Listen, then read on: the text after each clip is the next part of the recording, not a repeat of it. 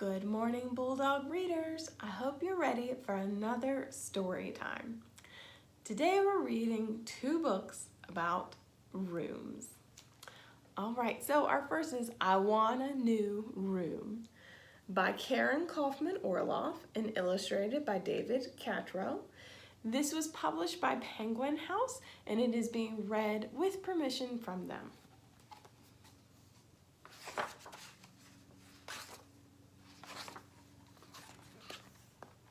Dear Mom, I know you think I should share a room with Ethan now that we have baby Annie, but here's why I shouldn't. When Ethan sleeps, he sounds like the cat coughing up fur balls. Why can't you move Annie in with you and give me my room back? Signed, your very tired son, Alex. Dear Alex, go bother your father. Signed, your very, very tired mother.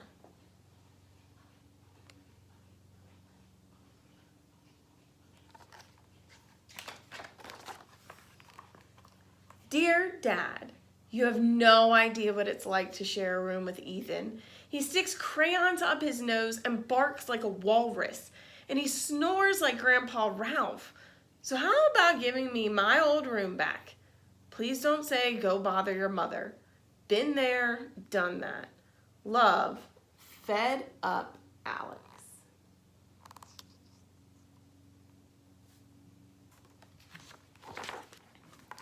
Dear Alex, sorry we had to move you out of your room, but Annie's a girl and Mom says girls need privacy to do girl stuff. I'm not sure what that is, but I'm guessing it has to do with hair and makeup. Love, Dad.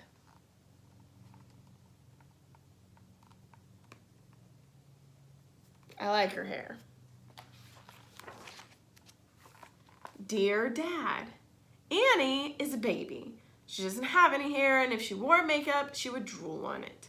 By the way, did I mention Ethan broke my skateboard and lost my brand new Captain Creepy action figure? The kid is out of control, Dad. Love, your seriously upset child, Alex. Dear Alex, I know 4-year-olds are a little careless. You were just like him at that age. Remember when you fell into the cake at Grandma's 60th birthday party? Good thing the candles weren't lit. Why don't you have a heart-to-heart talk with Ethan about respecting your property? Love, Dad.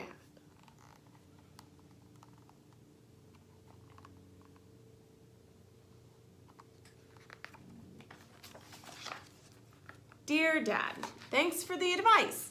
Now I know exactly how to handle this. Love, your diplomatic son, Alex. P.S. Diplomatic was one of my vocabulary words. Dear Ethan, this is your side of the room. This is my side of the room. Stay on your side, Alex. Please don't touch my stuff. Or else.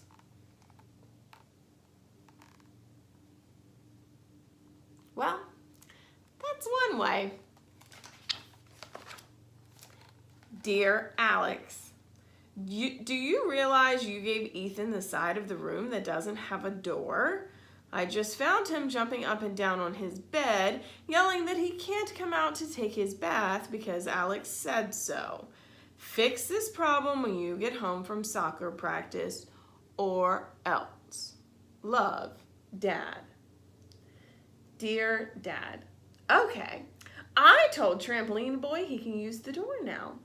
Honestly, Dad, do you see what I'm dealing with here? Please give me my room back. I promise I'll keep it really, really clean. Love, neat and tidy, Alex.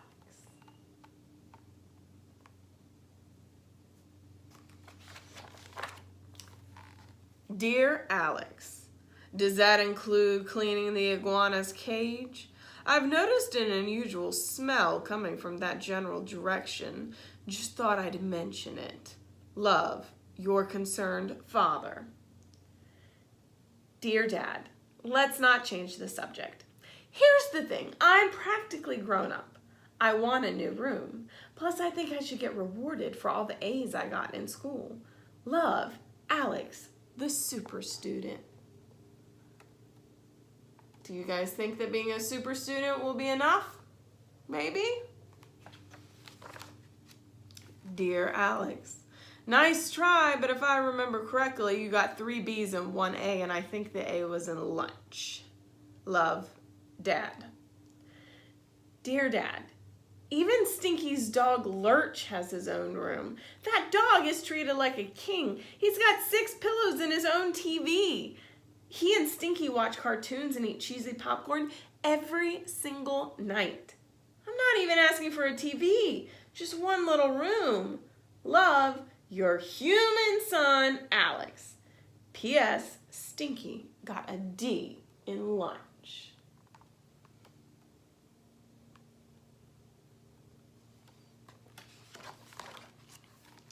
Dear Alex, no can do. Love, Dad. P.S. Stinky scares me.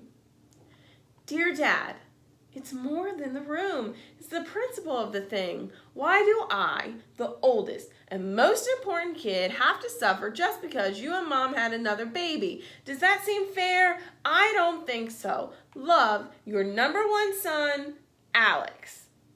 Dear Alex, yes, you are very important to us, but so are your brother and sister. However, you make some good points. A boy your age needs his own space. Maybe we could build you a special place of your own. Love, Dad.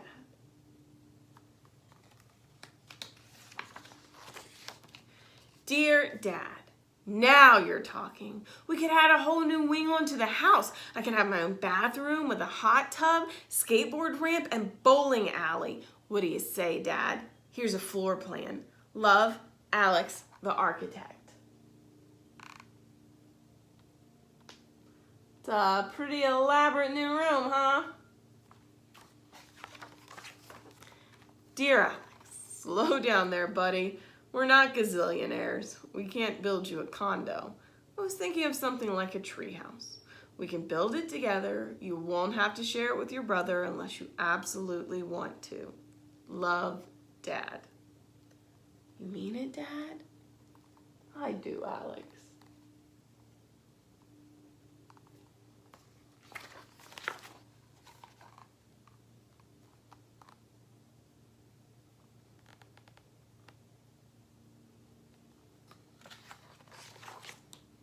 What do you think?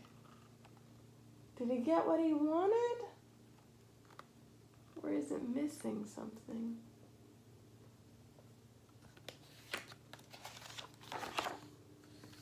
Dear Ethan, do you want to play with me in my treehouse?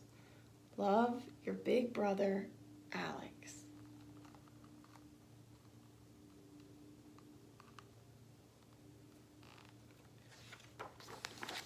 Yes! Thanks, Alex.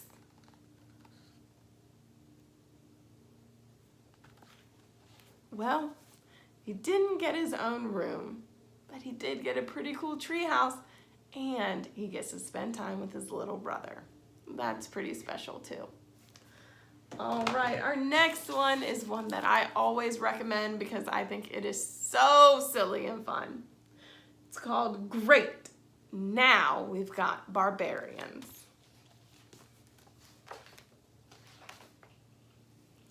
Mom was mad because I left cupcake crumbs in my bed again. If you don't clean up after yourself, we're going to get pests. Mom always makes a big deal out of little things. Pfft, what's the worst that can happen? Whew. That seems like more than just a few crumbs. That's pretty messy. We get a couple ants, a few flies, a little bitty mouse. But the next day, great. Now we've got Barbarians, said my mother. His name was Vlad, and he demanded an entire cupcake. I thought he was kind of cute and handed him one.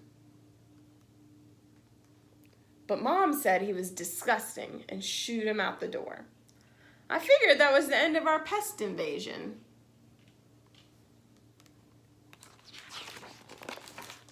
But that afternoon in the playroom, I ran into Tor, who'd come seeking glory and cheese curls.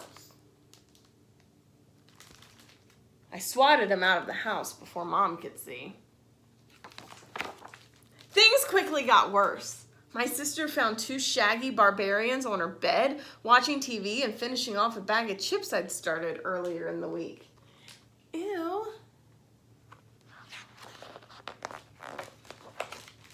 When my dad turned on the garage light, a whole bunch of surprised barbarians scurried off, leaving yak pelts and horned helmets. Uh-oh. Things are getting bad. And then Mom caught a big bearded barbarian in the bathroom putting on her makeup. I explained that maybe he thought it was war paint, but she didn't buy it. There was no more denying it. We had an infestation of barbarians. And I didn't think they were so cute anymore.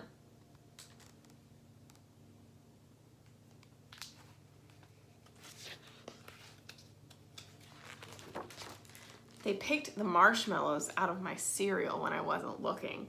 They used my school supplies to scratch their hairy backs and my toys to clean out their ears. Ew. And when I got into bed, my blankets and pillows were gone. The barbarians had stolen them to make forts. Vlad and Tor couldn't agree on whose horde got the popcorn kernels and whose got the half-eaten sandwiches.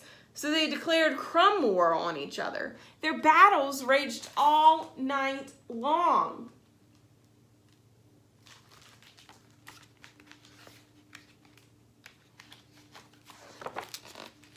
We set traps, but that hardly slowed them down. We made a scare-barian, but barbarians aren't easily scared. The house was filled with snoring, snarling, belching, badgering, grumbling, growling, loitering, looting, and lazing savages of all shapes and sizes. Time to call an exterminator, said Mom.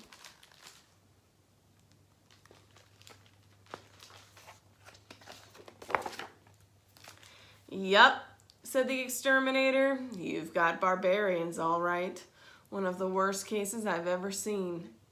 Dad looked around the house sadly. Looks like we're out of options, he said. I guess we'll have to move. I couldn't avoid it anymore. There was really only one solution left. What do you think it's going to be? I cleaned up every crumb and sticky candy wrapper I'd ever left around the house. Months of slobby snacking and messy habits all went into the garbage. As I cleaned, the barbarians grunted in disgust and skulked out the door.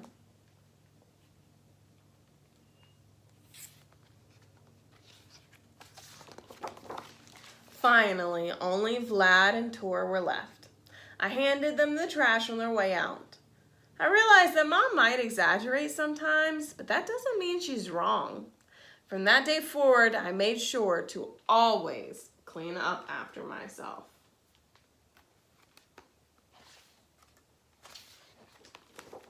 Unfortunately, a week later, I forgot to turn off the bath when I was done filling up the bathtub.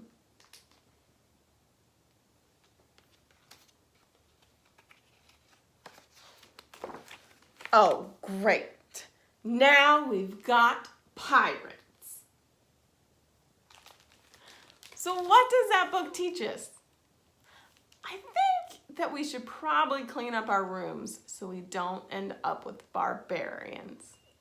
I hope you enjoyed Storytime this week. We'll have one more before the end of the year. Goodbye, Bulldogs.